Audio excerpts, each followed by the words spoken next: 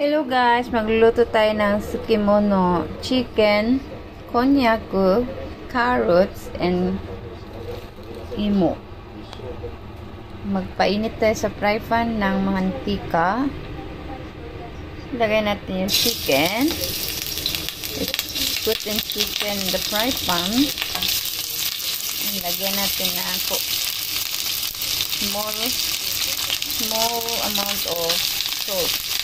Fry the chicken until golden brown and put the carrots and konnyaku in the fry pan.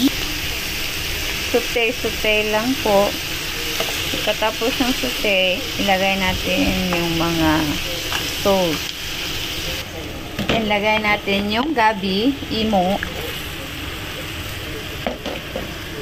Then, isaute lang natin. Tansya-tansya lang guys. Lagay tayo ng pampalasa na toyo.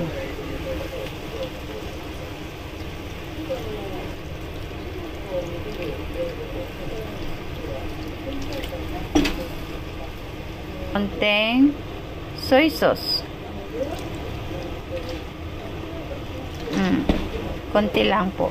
Maglagay tayo ng mirin.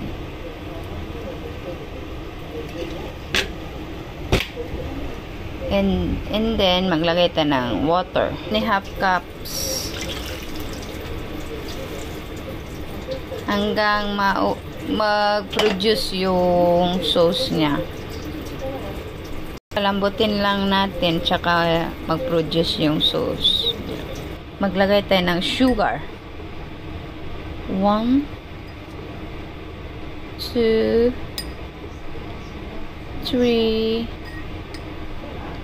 4 spoon na maliliit. Then, haluin. Ito yung mga pagkain sa Japanese na mabilis lang lutuin. Mag-produce yung sauce na mamaya.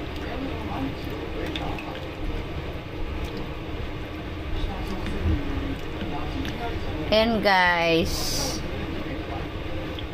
yan, okay na yan guys. Palambutin lang natin to finish the product. Mamaya hapunan. Let's eat guys for the dinner. Thank you. Please subscribe, share, and like and share.